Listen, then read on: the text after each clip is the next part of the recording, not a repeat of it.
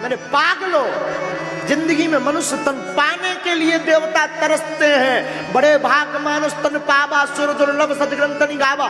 इस चौपाई पर हम लोग बात कर रहे हैं, सुन लीजिए। मनुष्य तन तो ठीक है, अयोध्या की एक घोड़ी का तन पा करके भी राम जी को पा गई। सत्य घटना बता रहे, कोई पुराण रामायण की लिखी पुरानी बात नहीं। हम तुम्हें तुम्हारे रोंगटे खड़े हो जाएंगे भैया। हम आपको कथा बता रहे श्यामा घोड़ी की। अयोध्या में हम दर्शन करने गए थे। आहा, तो हमने कनक भवन के दर्शन किए।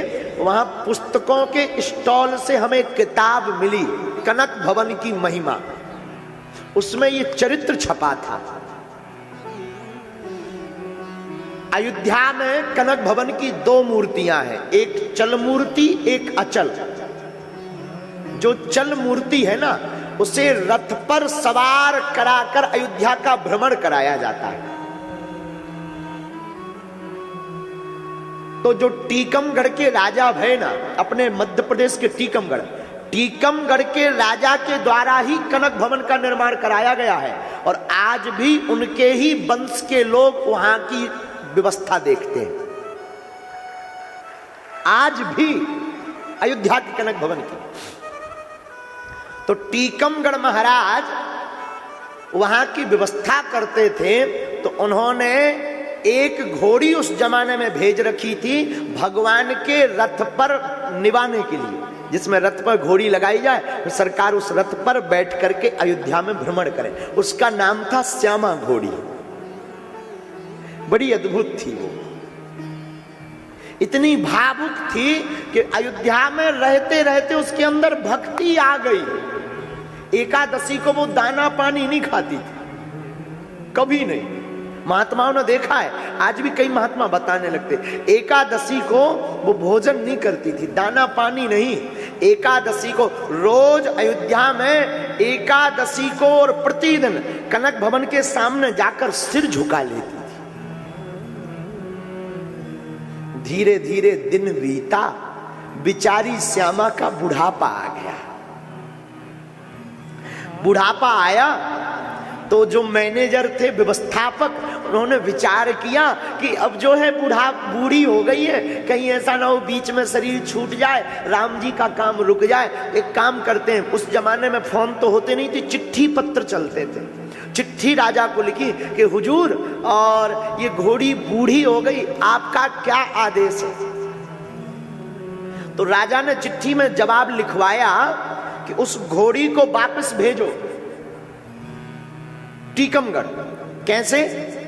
उस जमाने में रेलवे स्टेशन झांसी तक था, तो झांसी तक बोगी बुक करके भेज दो, हम यहां से दूसरा घोड़ा या घोड़ी बढ़िया वाली भेज देंगे। राजा का पत्र मैनेजर को मिला। वो घोड़ी श्यामा इतनी भावुक, इतनी भक्तन कि कोई महात्मा सामने से गुजरे ना तो वो सिर झुका ले गए। जब घोड़ी को पता लगा कि हम अयोध्या धाम छोड़कर वापस जाएंगे, तो उसने खाना पीना बंद कर दिया। आंखों से बहती थी केवल अविरल आंसू धारा। 3 दिन पहले से त्यागा दाना पानी चारा। जाने के पहले ही श्यामा घोड़ी ने 3 दिन पहले से ही दाना पानी चारा त्याग दिया, हमें नहीं जाना है। रोती रही 3 दिन, केवल आंसू उस घोड़ी के बहते रहे। अब तो श्यामा सोचने लगी, लगता है ये लोग हमें जबरदस्ती भेज देंगे। तो कनक भवन के बाहर श्यामा खड़ी हुई और अपनी वाणी में श्यामा जो 3 दिन रोते रोते कहने लगी, श्यामा कहें रघुनाथ सुनो, करी सेवा बसी तुम्हारी रजधानी। हे रघुनाथ जी, जितने दिन तक मेरी सामर्थ्यता थी, आपकी राजधानी में रहकर मैंने आपकी सेवा की। श्यामा कहे रघुनाथ सुनो, करी सेवा बसी तुम्हारी रजधानी। वृद्ध भई सबने बस औंध, छुड़ावे की धाम की क्या तुमने ठानी। अब मैं बूढ़ी हो गई, मैं वृद्ध हो गई, क्या आप हमको ये धाम छुड़वाना चाहते हैं? सरकार बात सुनी जब ते तब ते, हे रघुनाथ जी बात सुनी जब ते तब ते, सूखत ना अखियन को पानी। और धाम में देह, हे रघुनाथ जी हमारी आंखों के आंसू नहीं रुक रहे, हम तो एक ही प्रार्थना अंत में करते रघुनाथ जी। श्यामा कहती धाम में देह राजेश छूटे, करुणा करियो मत सारंग पानी। सरकार हमारे प्राण जावे तो टीकमगढ़ में ना जावे, रास्ता में ना जावे, प्राण छूटे तो हम चाहते हैं धाम में ही हमारी देह छूट जावे, अयोध्या में ही प्राण निकल जावे। और रोने लगी। पर क्या करें, कोई महात्माओं ने तो खूब कहा मैनेजर से, पर मैनेजर बोले महाराज राज व्यवस्था है, राज व्यवस्था में घोड़ी को अगर लौटाएंगे नहीं तो कोई आरोप लगा देगा कि इन्होंने बेच दी, तो वापस तो पहुंचाना पड़ेगा। और जब तक ये वापस नहीं जाएगी कोई दूसरी व्यवस्था आएगी भी नहीं राजा के यहां से। अब पत्र दोबारा लिखें भी तो क्या, जवाब आ चुका है। महात्माओं ने समझाया पर नहीं समझे। नाथ धाम से जुड़ा जो नाता वह न कभी वो टूटे, एक लाल सा यही दया में देह अवध में छूटे। हमारे मन में एक ही लालसा है, हमारी देह अवध में छूटे। रोने लगी। 3 दिन बीत गए, धीरे धीरे रेलवे स्टेशन के मास्टर के पास मैनेजर गए। उन्होंने बात की तो एक बोगी बुक करवा दी कि इस बोगी को अमुक तारीख को इस तिथि को आप ले आइएगा, ये बोगी यहां से जो है झांसी जाकर के छोड़ देगी। मैनेजर बढ़िया खुशी खुशी वापस आए, सबको बताया लो भाई अब परसों की बोगी बुक हो गई है और परसों जो है श्यामा को ले जाकर बोगी में वो बढ़िया भोजन कराकर बांध देना है और वो बोगी जो है झांसी में छूट जाएगी, वहां पर कुछ सिपाही आकर के श्यामा को ले जाएंगे। ये व्यवस्था हो। मन से भई उदास, तन से भई कमजोर, असुआ भर भर देखती कनक भवन की ओर। उदास हो गई। जब परसों का दिन आया तो प्रातः काल ही वहां के सैनिक मंदिर के गले में रस्सा डालकर उस घोड़ी को ले जाने लगे। इतनी कमजोर हो गई कि उठी ही नहीं, जबरदस्ती मारने लगे, खचोड़ने लगे।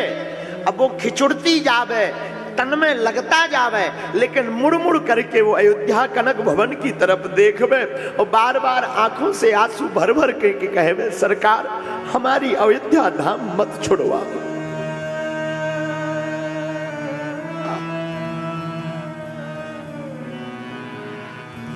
अयोध्या धाम मत छुड़वाओ। आहा, पर कौन मानने वाला।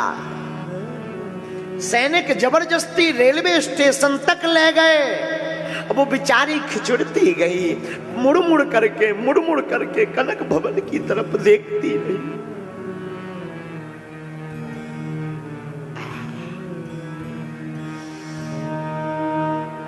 रेलवे स्टेशन पर जाकर मुर्दे के समान शांत पड़ी, कुछ बोल नहीं रही, आंखों से बार बार झरझर करके आंसू बह रहे।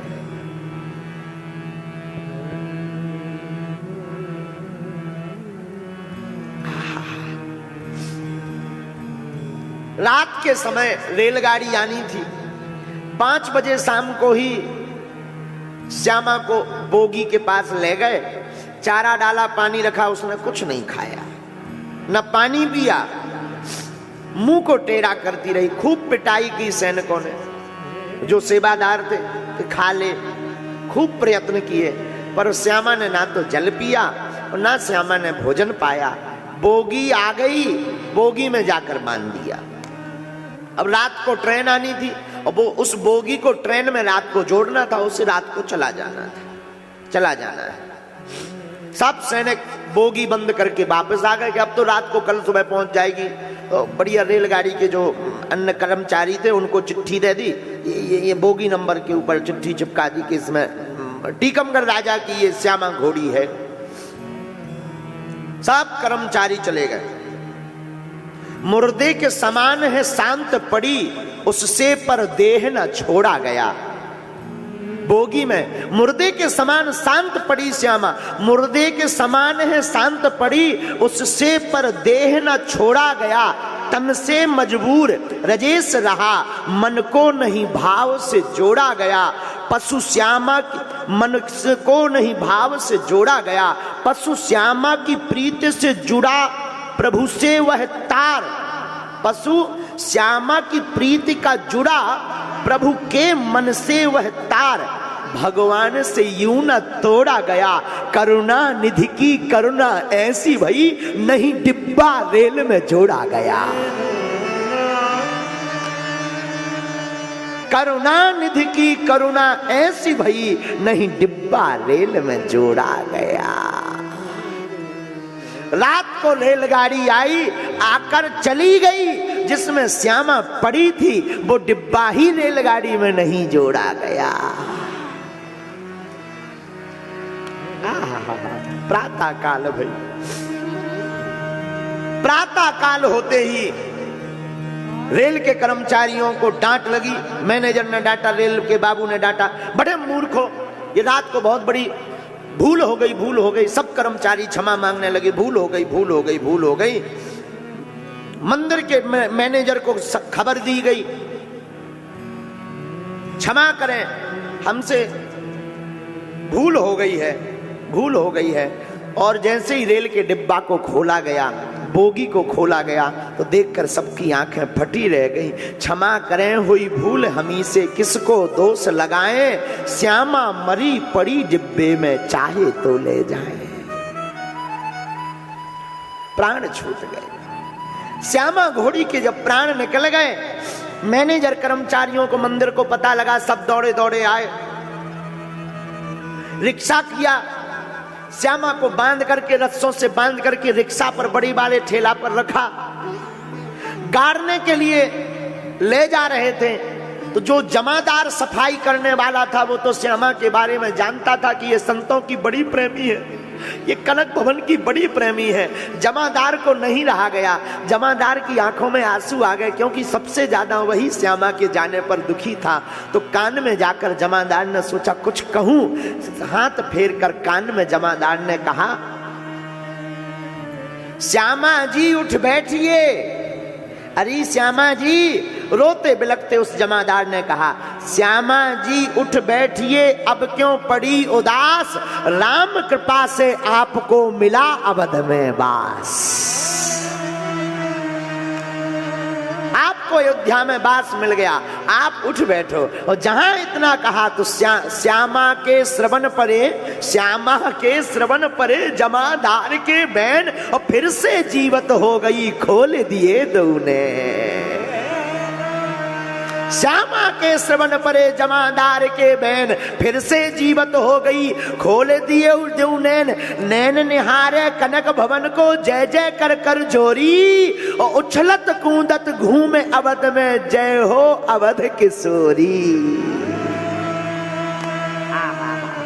जय हो अवध किशोरी तुम्हारी, जय हो सियाजू तुम्हारी जय हो संत भगवंत तुम्हारी जय हो जय हो जय हो।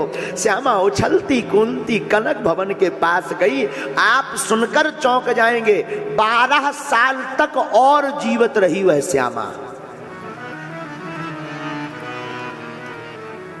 भैया जब श्यामा जैसी घोड़ी को रघुनाथ की कृपा हो सकती है, हम लोग तो मनुष्य हैं, हम लोग भी अगर प्रभु के प्यारे बन जाएं तो हम लोगों पर क्यों नहीं राम जी की कृपा हो सकती है।